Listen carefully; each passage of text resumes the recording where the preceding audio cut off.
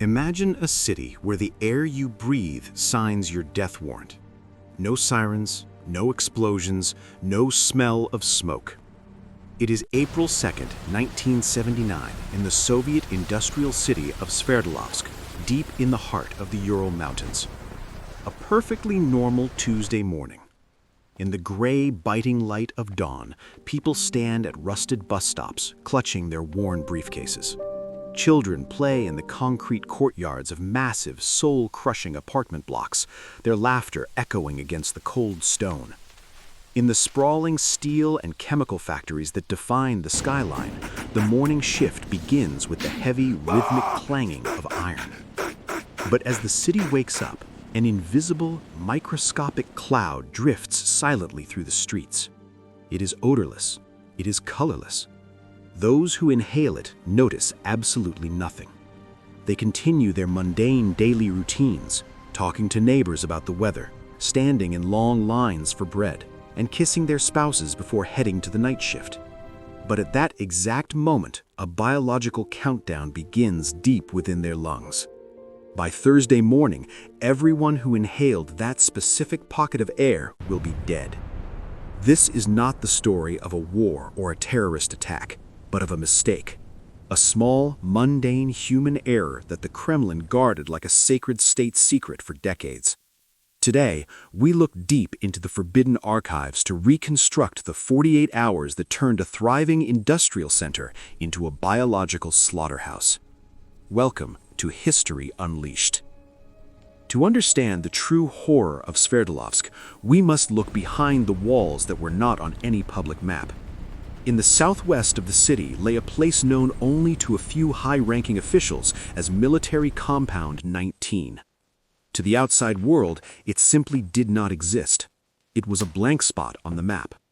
Behind the double-layered barbed wire and the gaze of armed guards, the Soviet Union's most brilliant and most dangerous minds were working on a weapon they believed was more efficient and more cost-effective than the atomic bomb. They called it anthrax 836. This was not the kind of bacteria you find in a common sheep pasture. It was an optimized, highly potent bioweapon, milled into a powder so fine that it behaved like a gas. It could hang in the air for hours, invisible to the naked eye, drifting with the slightest breeze. Theoretically, a single briefcase full of this powder was enough to wipe out an entire metropolis. On that fateful Monday afternoon, a technician named Lieutenant Nikolai Chernyshev was performing routine maintenance on the facility's exhaust system. He noticed a clogged air filter in the drying plant where the anthrax was processed into its deadly powder form. He did his duty and removed the contaminated filter for cleaning.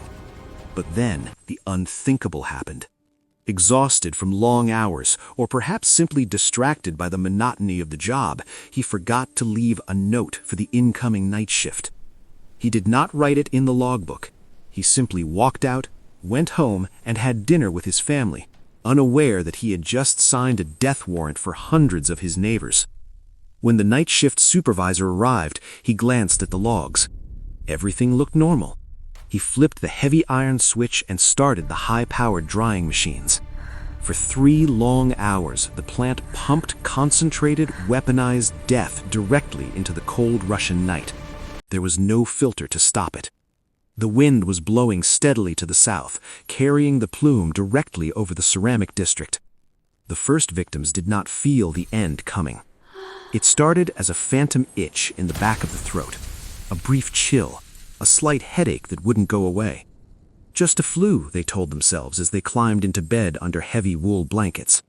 But inside their chests, a biological war was being lost before it even began. The spores had reached the deepest, most vulnerable parts of their lungs. There, in the warmth and moisture of the human body, they germinated.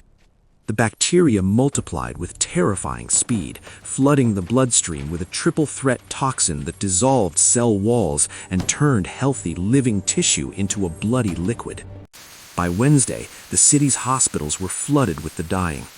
Doctors who had seen the harshest realities of Soviet life were now paralyzed by what they were witnessing.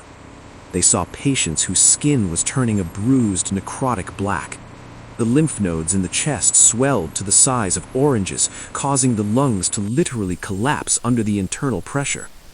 And then there was the most cruel phenomenon of all, the anthrax gap. Patients who were on the very brink of death would suddenly wake up. They felt better. They sat up in their hospital beds, drank tea, and joked with their terrified families, believing the flu had finally passed. But it was a cruel deception of the pathogen. The toxins had simply reached a level where the nervous system could no longer register pain. Only minutes after feeling recovered, they would collapse into a final violent seizure as their internal organs suffered total systemic failure. Their bodies were quite literally melting from the inside out. While the citizens were dying in agony, the KGB began an operation almost as lethal as the spores themselves. This was known as the Masquerade. Secret police units moved into the hospitals under the cover of night. They did not come to provide medical aid. They came to erase history. They tore pages out of medical ledgers and seized autopsy reports at gunpoint. Doctors were pulled into back rooms and threatened, anyone who utters the word anthrax will disappear along with their entire family. The official lie was manufactured instantly. Tainted meat. They told the world and their own people that the deaths were caused by infected beef sold on the black market.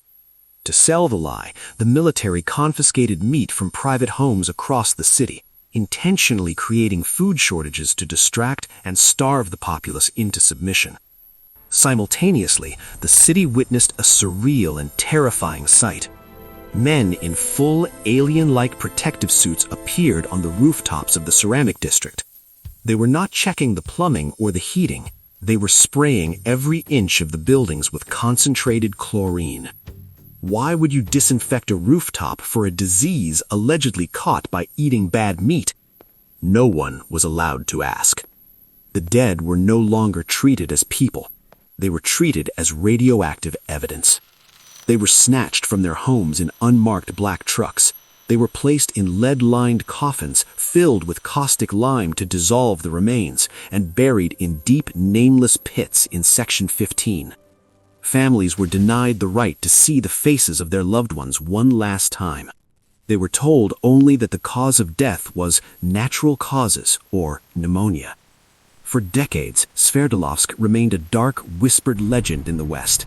Intelligence agencies suspected a biological Chernobyl, but Moscow held firm, sticking to the meek story even as the Soviet Union began to crumble and fall apart. It was not until Boris Yeltsin finally admitted the truth. The Soviet military was responsible for the leak. Officially, the death toll stands at 64. But anyone who has walked past the long, unmarked trenches in Section 15 knows this number is a cynical fabrication designed to minimize a war crime. The true death toll, likely in the hundreds or even thousands, is a secret buried deep in the earth with the victims. Today, Military Compound 19 remains a restricted area, a silent, rusting monument to the Cold War's most terrifying and avoidable secret. The spores released that night did not all disappear into the wind. Anthrax is a survivor. It can remain dormant in the soil for a century, waiting for a shovel, a plow, or a construction crew to accidentally bring it back to the surface. It waits in the dark, perfectly preserved. Sverdlovsk is a chilling reminder of the fragility of our modern civilization and how a single forgotten piece of paper can be more destructive than an entire invading army. The next time you feel a cool breeze on your face, remember the ghosts of the ceramic district, because history teaches us one vital thing. The most dangerous threats are not always the ones we see coming. They are the ones we choose to keep silent.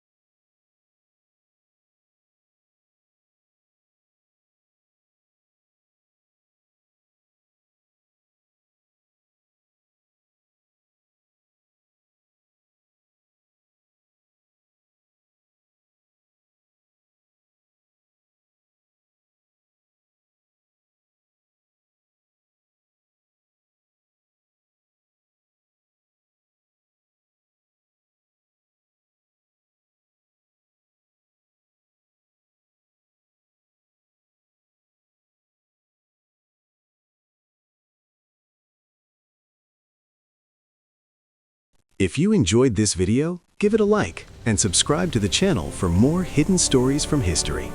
Thanks for watching and see you in the next video.